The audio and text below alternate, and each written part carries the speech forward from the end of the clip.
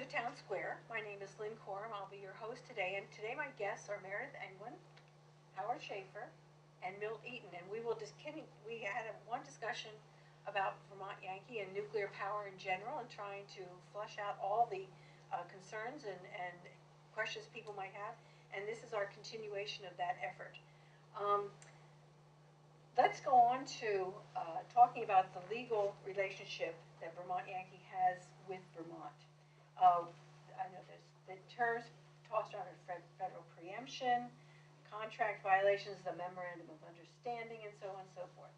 So again, what's going on here? Well, I blog about this a fair amount, but that doesn't make me really an expert. It makes More me so a than blogger. Us. More so than us. But basically, in 2002, the Entergy purchased Vermont Yankee from a consortium of utilities that owned it. And this was, the purchase agreement was the memorandum of understanding, which is really a contract. When you get governments involved in things, they often call contracts memorandum of understandings if several agencies or something have to be involved in it. So in this memorandum of understanding, it said that the plant would be operated by Entergy between 2002 and 2012, and that after 2012, the plant might continue to operate, assuming that it could have a license renewal by the NRC, which every plant has to have to operate past its 4 years license, plus a certificate of public good by the Public Service Board. And what are the criteria for this? The NRC has already given its approval. No, it hasn't, but everybody expects it to do so because the plant has always been highly rated. Public Service Boards, as a group, regulate utilities. That's what they do. They get up in the morning and regulate utilities, and then the next day they regulate them some more.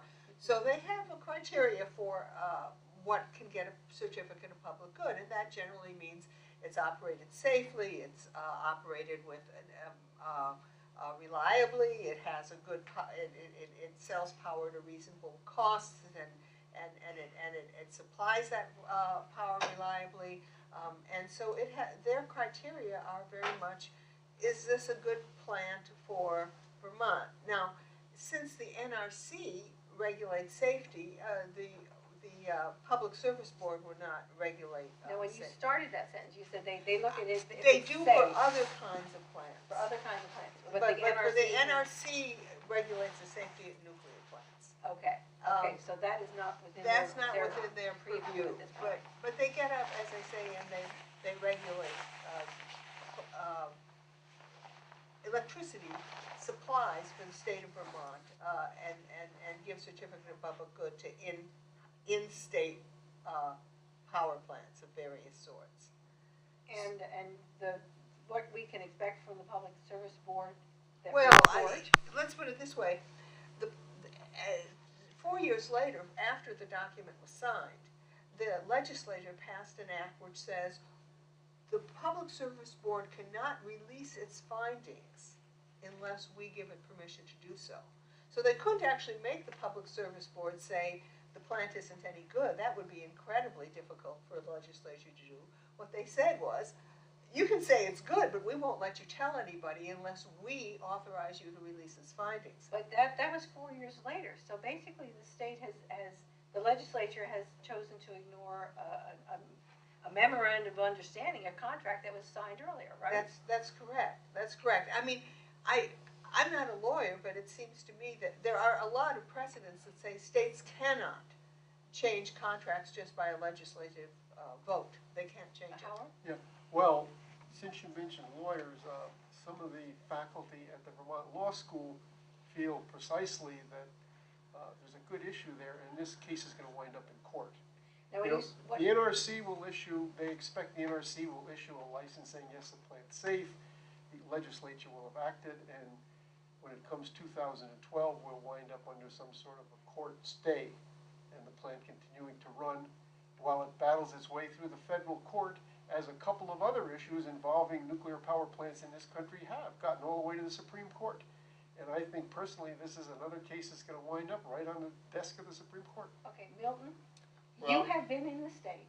Now, what is, we've also gone to the Supreme Court on our legislative restrictive what you can give during a campaign, and that got tossed out. Now, how much did that cost us? What's this going to cost to go to the courts? It will cost the state millions. It will cost and add to the cost of our power, whatever the conclusion. So it's, as a Vermonter who loves this state, I've been frankly embarrassed by some of the Banana Republic actions that have come down from Montpelier, because serving in Montpelier was one of the honors of my life, and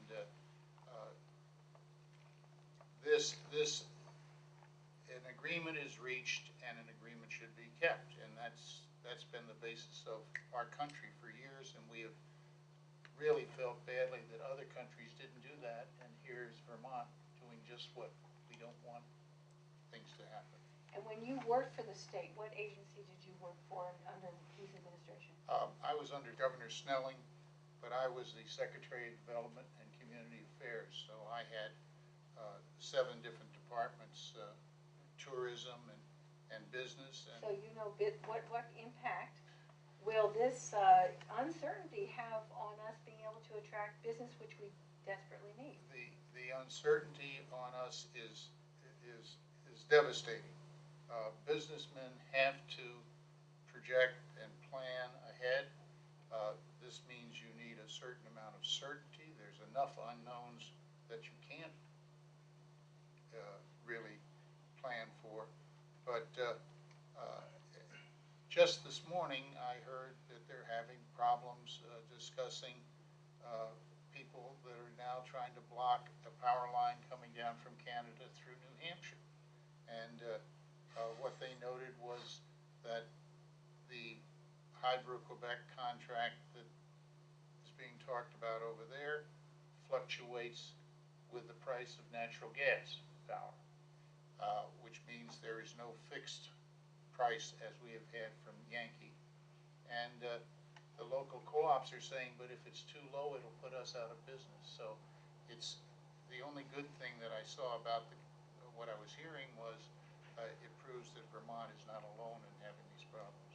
And when a group says who produces a small amount of electricity says if it's too low, it will put us out of business, and we say, well, we don't really want them to lose their wherewithal. However, it will preclude other people from coming in, which would probably be a greater number and probably benefit the economy of that state to a larger extent than trying to protect an inefficient little operation here.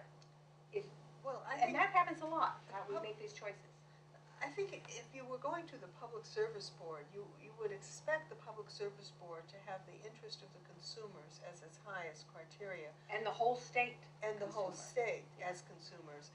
And so the Public Service Board would be more likely to give a certificate of public good to a low-cost provider, assuming that it was safe and reliable and all that sort of stuff, than to a high-cost provider. Now, there are reasons, and I used to work in geothermal, so and in renewable. There are reasons to force utilities to buy a certain amount of power from renewables at higher costs, so that we keep developing renewables. If we never put any in, they'll never get any better. And so there is a reason for that, but they cannot take the place of the low-cost providers.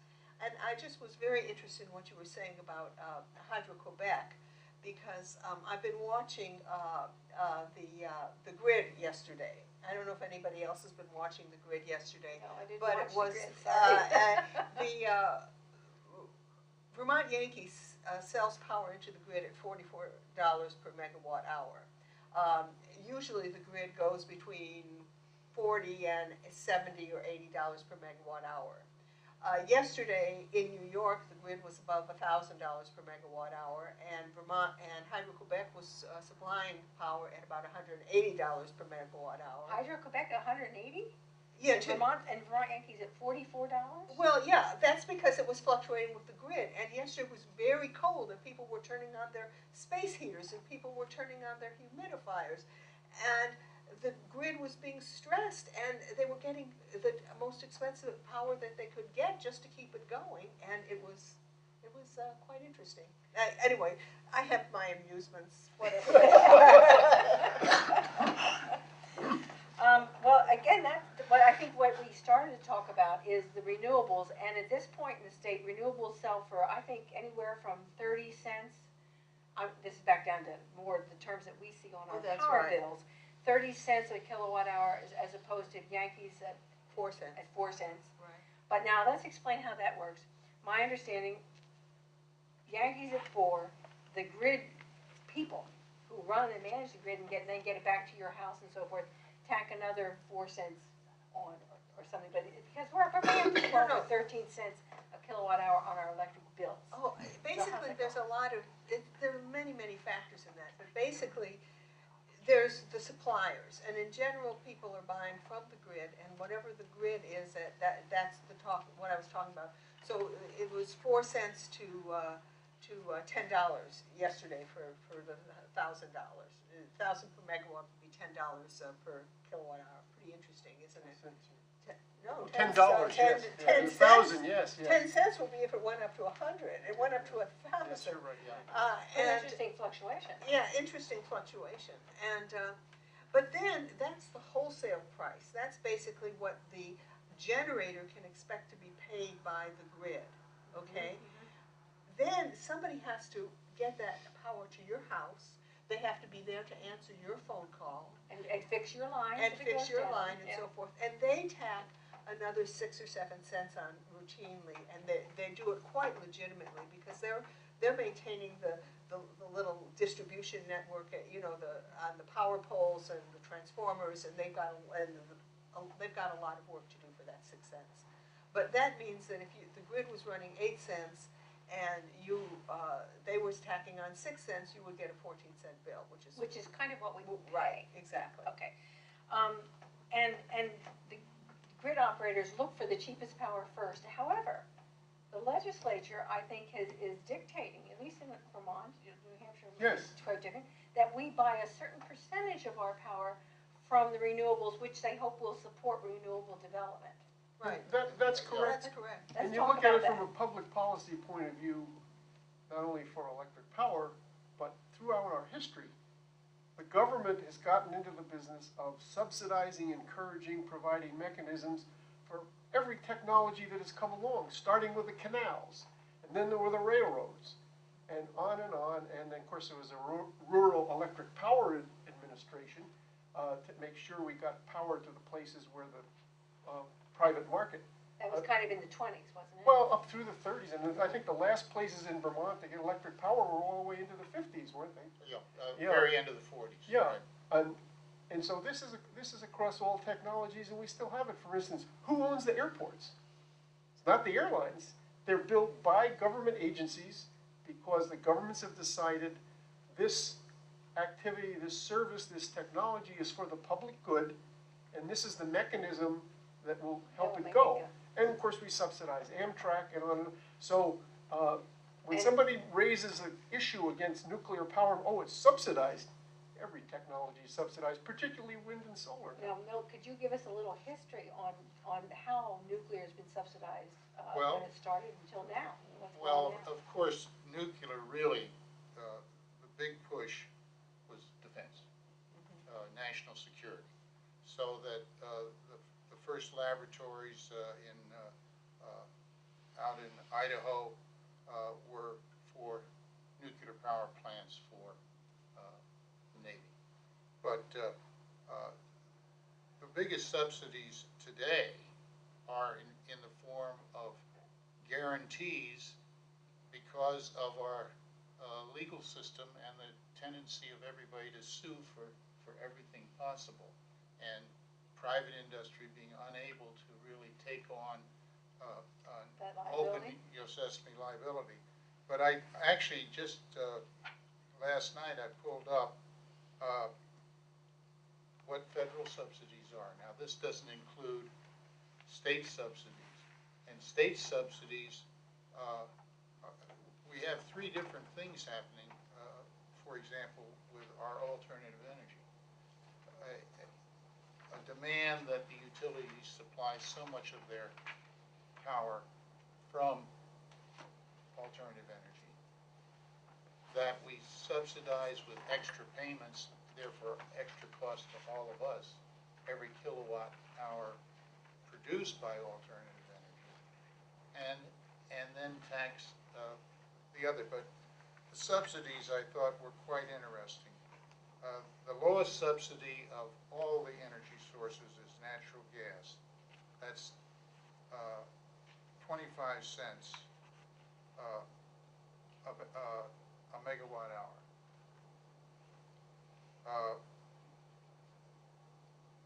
Kilowatt hour, I guess, I'm sorry.